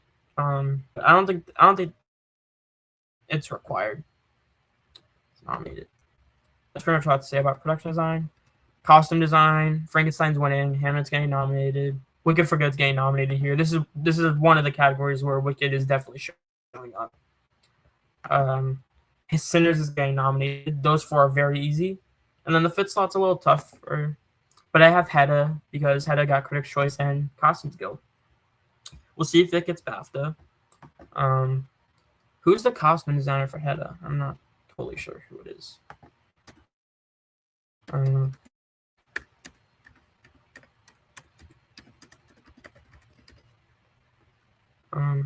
So yeah. However, I feel like this could be a long costumes movie maybe. I don't know if the costume designer is anyone major, but I have the movie in just because. The costume designer is Lindsay Pugh for Hedda. I know. I'm not sure if she's gotten nominated for anything before, but I have her getting in. Hedda's a period movie, and it has Critics' Choice and Costumes Guild, and it may get BAFTA. Testament of Family. If it only has a slither of a shot in any other category, it's probably this one. But I just don't think so. It didn't get the Costumes Guild nomination, and it didn't get Critics' Choice either. See, I feel like that's just not happening. I feel like they're not going to do that. Marty Supreme also doesn't have Critics' Choice or Costumes Guild, although it is a period movie. I could easily see that being production design and not costumes, though. The costumes don't look like as flashy as like some of the other movies here. One Bell After Another. Again, this is contemporary. It would only get in if this got like the most nominations in history, which it's not going to. Secret Agent, again, period movie. And then Kiss of the Spider Woman got Critics' Choice, actually. And one of the costume designers is Colleen Atwood. She's been nominated plenty of times before. But I don't think she'll get in this time because this movie just seems so dead. My throat hurts. Probably from all the talking I'm doing. But yeah, that's pretty much all I have to say about costumes. Makeup and hairstyling, another shortlist category. Frankenstein's winning. Sinners, at this point, Sinners is locked. People tried to say it was missing before the shortlist, but like I knew it wasn't gonna miss. And then boom, it got the shortlist, and other movies didn't, and now there's obviously room for it to get in. Yeah, people said Sinners gonna miss, but they were gonna nominate 28 Years Later and Wolfman and stuff. But like that made no sense. Sinners is totally getting makeup. Wicked for Good's totally getting makeup for what they did with Scarecrow and Tin Man, all that. This is the other category where Wicked, I think, is totally not going to miss no matter what. So yeah, Smashing Machine is getting nominated. Again, like they transformed The Rock, and you look at the people behind the makeup and hairstyling. One of them won for Ma Rainey's. I think Mia Neal. She's one of the people who worked on Smashing Machine, and she won for Ma Rainey's Black Bottom. I think she was one of the first. Her and another nominee were the first Black woman to ever be nominated and win in the category, which is interesting. In the Smashing Machine, another key person in the makeup and hair department is Hero, who won for Bombshell and Darkest Hour and was nominated for Maestro. Another key makeup person I know from this top 5 is that Mark Coulier helped with like prosthetics for Wicked for Good. I don't think he was involved with the first movie because the first movie just has like all the hair and Elphaba's green skin. But then the second one, they had all the prosthetic work, and I think Mark Coulier was a part of that. Number 5, I just have One Battle After Another. That's going to be getting it. That'd get in because of the work they did on Sean Penn at the very end where he's all scarred up. I feel like that could be like a Best Picture, like coattail nominee, like kind of like what they did with Oppenheimer getting nominated and stuff. And I'd say Amelia Perez is kind of similar too. Although makeup, because of the Bake Off, this is the category where they could do a surprise nominee. The Alto Knights is a Robert De Niro flop movie. He plays 2 characters in it. I watched the trailer and they both look like Robert De Niro. Like there's not like, it doesn't like look unrecognizable or anything. And the movie was like a huge flop, but I guess they don't care about that in this category. The Ugly Stepsister is a body horror movie. We'll see if that happens. Nuremberg, they probably did some stuff to Russell Crowe. Kokuho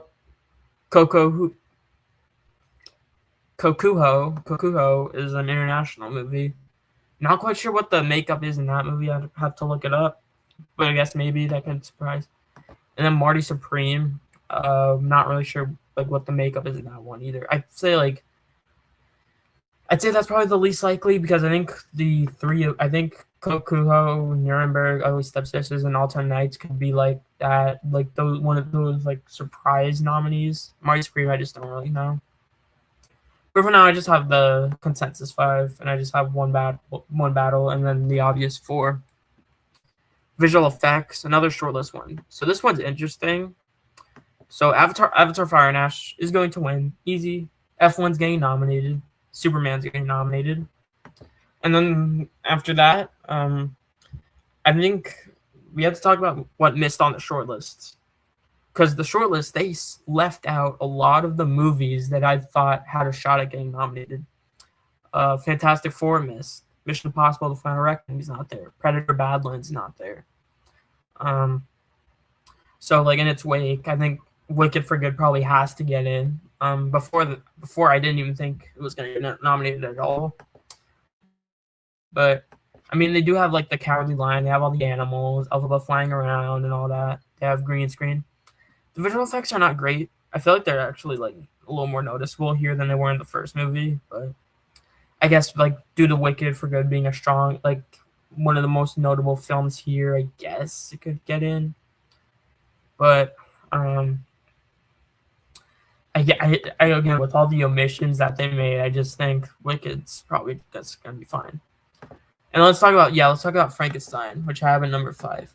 Frankenstein, I thought it was gonna be Shape of Water and Poor Things. Like I thought it had no chance at getting nominated whatsoever. And like I was clowning people for having it in before the shortlist, but now like all the shortlists came out and all the movies that made sense missed. And then like Frankenstein is just, and then like Frankenstein, I just had to have that in because like none of the other movies really make as much sense to me. But Frankenstein, like even like the visual effects aren't even that, like people have criticized the visual effects. But again, like a lot of the options I feel like don't make a lot of sense. We'll see like when the Bake Off happens, like what movies have a really good Bake Off. I could see Sinners and The Lost Buzz having good Bake Offs, but for now I just have Frankenstein in. But it's not locked by any means. I don't even feel that great about it, but I just don't know if I feel any better about anything else here. Sinners I thought was going to be the same. I thought it was also going to be like Shape of Water and Poor Things. However, they did have they did have like technology to create the twins, who are both played by Michael B. Jordan. Maybe it could get in off of that. They could probably have a cool bake-off with that, but I don't know. We'll see. I don't know if Sinners is getting like the most nominations ever, because Sinners' nomination tally is actually pretty high. I have it getting 13 right now, and then like Wunmi Mosaku and visual effects would be 14 and 15. 15 nominations would be crazy. Probably win Best Picture at that point. Yeah, I don't feel great about Frankenstein, but I just don't really feel better about anything else. I do think The Lost Bus could have a cool bake-off. They have like all the fire and stuff. And they had some shots where the bus was CGI. They did release an article about that, and I looked through it, and it looks cool. All the visual effects actually look quite good. Like they look very convincing. I could see this, although I could also see this being like 13 Lives, where like they recreate. They had like the whole cave that was CGI, but it missed anyway. I think it could either be like Deepwater Horizon, which they get in, or the 13 Lives, which missed. We'll see. Tron Ares, the visual effects in that look cool. The reason why I don't think Tron Ares is happening is because they never nominated a Tron movie for visual effects. And I don't see a reason why they'd start with this movie, one, when it wasn't well received and it didn't do well at the box office. So like I just don't really see a reason why they would finally nominate Tron for visual effects with this movie. So that's why I have it up. That's also why I have Jurassic World Rebirth out. This one, people liked it more than the last two, but they never nominated a Jurassic World movie for visual effects. And the only two Jurassic movies in general that they nominated were the first one, which probably won, to be honest, and then the second one, The Lost World. Aside from that, they didn't nominate a single Jurassic World movie. So I don't really see a reason why they're going to start with this one. This one did not make as much money as the previous 3 Jurassic World movies. So I don't really see a reason why they finally decide to nominate them this time around. And then you have the Electric State, which has very bad reviews. Probably not going to get in. Unless they have like a really impressive bake-off or something. That would be like a really random nomination. I was kind of wondering if it would be against something like Free Guy, which had to create like a whole video game world, but Free Guy had way better reviews than this does. This has abysmal reviews, so this is probably more in line with like Rebel Moon or something. Sorry. All the talking I'm doing, my throat hurts. Um,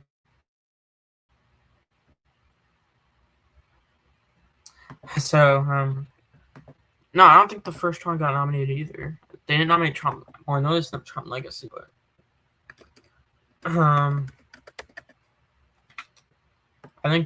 I just don't think they're gonna start nominating Tron with this movie when it was a flop and it wasn't well received. See, I'm gonna say they snubbed Tron Ares this time. I do want to see, like, did Tron actually get visual effects? I don't think it did.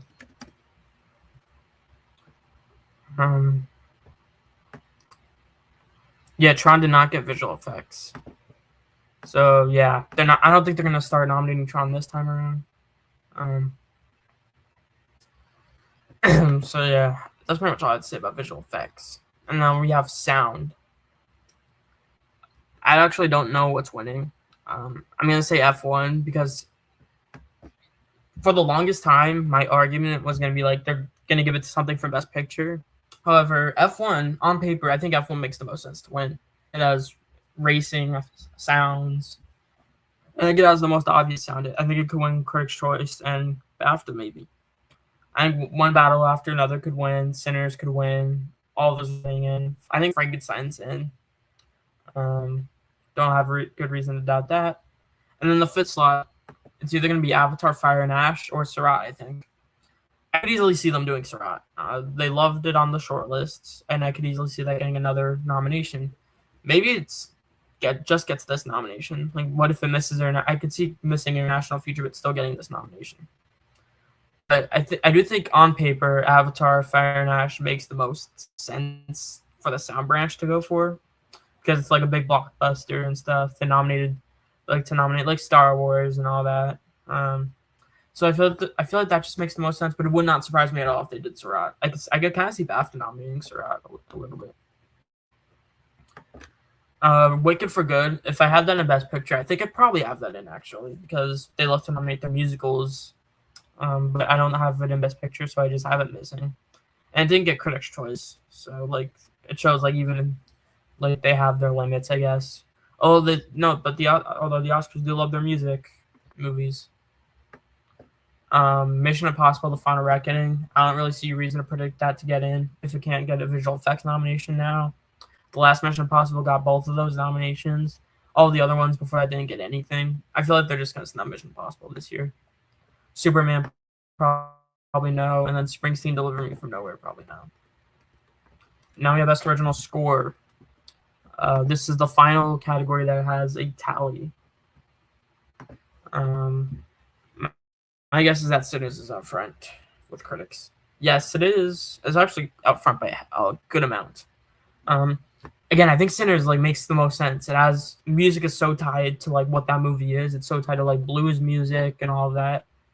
Ludwig Göransson, I could easily see him getting a third Oscar for this because and the score is fantastic. And they do like to award like movies with genres. Like it's not like they don't always give it to like Oscar bait dramas. I mean, they give it to The Brutalist and Oppenheimer, but they also like to give it to war movies, sci-fi movies. And I think Sinners is a horror movie. I think it makes sense. And again, music is so tied to what that movie is. So yeah, I think it's winning. Now let's go over the rest of the critics groups. So the top 5 with critics is Sinners, One Battle, Frankenstein, Hamnet, and Surat. Number 6 is F1, 7 Begonia. Number 8, Marty Supreme. So One Battle After Another is definitely getting nominated. I guess if it won, it wouldn't be too surprising. Johnny Greenwood's never won before. And the score is great, but like I feel like Sinners just has the edge right now. So yeah. Hamnet's getting in. Frankenstein's getting in. I don't really care that they snubbed this plot a ton of times. They were all for like it was like for Midnight Sky. That's such a relevant movie, guys. Midnight Sky. French Dispatch. He missed for French Dispatch. He missed for, I guess, like the most notable movie he missed for was Del Toro's Pinocchio. He got in everywhere for that, but again, that wasn't Best Picture. Frankenstein's the Best Picture, and I think that's going to be a strength. If he misses, though, I feel like it would just show that they don't like the spot anymore. Although he has won twice before, so it's not like they always hated him. But all of his snubs were like for way less stronger movies than Frankenstein. And number 5, 6, and 7 are all electronic scores. And it just depends on which one they're going to go for. I have F1 in because I got Golden Globe, Critics' Choice, and it's Hans Zimmer. And it's a racing score. So I just have it in because of that. Marty Scream did not get Critics' Choice. No, Marty Scream did get Critics' Choice. It didn't get Golden Globe. And then you have Seurat, which did get Golden Globe. I think the Oscars, we saw with last year with challengers that they don't always like to go with the electronic scores. However, I think Marty Supreme challengers are not going to get Best Picture. And then even though it won Golden Globe and Critics' Choice for score, like it wasn't even close to Best Picture. It helps that Marty Supreme is going to get nominated for Best Picture. And I think it also helps that like F1 has Hans Zimmer. I mean, Marty Supreme has Daniel Lopatin, who's never been nominated. But F1 has Hans Zimmer, who's been nominated 12 times, won 2 Oscars. Meanwhile, Challengers has Trent Reznor and Atticus Ross, who have only been nominated 3 times. And it was in both of the years where they won for The Social Network. And then they were double nominated for Mank and Soul. And then they won for Soul along with John Batiste. So yeah, they've only been nominated in the years that they've won. You see, I don't think Seurat's getting nominated because it's an electronic score. I don't think the movie's getting Best Picture, and Kang Bing Ray is not a particularly known composer, I'd say. So that's why I have Seurat missing, although it is number 5 on this critics chart. I'm just going to go with F1 because it's Hans Zimmer. It could miss, but again, I have that getting other nominations. I think it's fine. Also, Marty Supreme and F1 didn't get in at the Society of Composers and Lyricists. We'll see what the BAFTAs do. I could see the BAFTAs nominating F1 for quite a few categories, or I could see them doing Seurat or Marty Supreme. Most people would just probably have Marty Supreme in because it's in Best Picture. I'm mainly just going with F1 because it's Hans Zimmer, but there's a score category. I don't think the score category usually has one non-Best Picture movie there. But you can say the same about cinematography, but cinematography this year may be the exception, or it could be the exception here too. We'll see. And the race with all 3 of these electronic scores, though, I'm just going with the biggest name, and that biggest name is Hans Zimmer. Other outside shots: Begonia, G. Kelly, Wicked for Good, Train Dreams, I guess, could also be considered one, but I don't think that's getting in. And we're on to our last category for original song. Golden from K-pop is winning. I Lied to You is getting nominated, obviously. Those 2 are locks. Dear Me is also a lock from Diane Warren, obviously. She always has a slot reserved for her. The song is terrible. I listened to all the songs on the shortlist. Dear Me was an awful song. Interestingly, most of the songs that Diane Warren's nominated for are not very good. However, this is one of the worst ones. All the songs that she's nominated for are all the same, all about how life is tough, but then you're gonna get through it. There are literally lyrics in this song that are exactly like that. Kesha sings song, her singing is not good in it. But of course, because it's Diane Warren, they're going to nominate it, obviously. And then 4 and 5 are just because The Girl in the Bubble from Wicked for Good got both Golden Globe and Critics' Choice, and it's from Wicked. You get an Ariana Grande performance out of it. And then Train Dreams also got both Golden Globe and Critics' Choice, and it's Nick Cave, and the movie is a strong contender. So I feel like that could be this year's Like a Bird from Sing Sing, or the song from Killers, or Everything Everywhere. Interestingly, they used to snub those type of songs all the time, but then they started nominating them. I feel like that could be this year's Best Picture co-10 nomination. This seems to be most people's 5. I feel like that's pretty consensus 5. However, I guess there could be a disruptor here. I think the one actually most likely to disrupt is Salt, Then Sour, Then Sweet from Come See Me in the Good Light. They do like to nominate their documentary songs, and this one is by Sarah Bareilles and Brandy Carlisle. So I guess that one can happen. No Place Like Home from Wicked for Good got it at the Golden Globes, but we'll just have to see if they nominate 2 Wicked songs. This one does have like a political message to the song, like how it's about like fighting for your home even if your home doesn't want you. I actually like the Wicked songs just fine. I don't think they're amazing. I don't think they're as good as the songs in the movie that already were in the Broadway show. But I think the songs were good, and I guess I guess Wicked. I guess like maybe they can nominate both Wicked songs, but I feel like they're just not going to. The last time I seen the Sun from Sinners, they didn't get Choice or Golden Globe, unfortunately. That song's so good. I would love for them to double nominate Sinners, but I guess they won't do it this time. Dream Has One from Avatar: Fire and Ash got Golden Globe. It was Miley Cyrus, so I feel like she got it because of her name. But I feel like the Oscars won't do it. I think that song's a little mid too. And then Drive from F1 got Critics' Choice. It's Ed Sheeran, but again, that song's also mid. So I don't think that's getting in.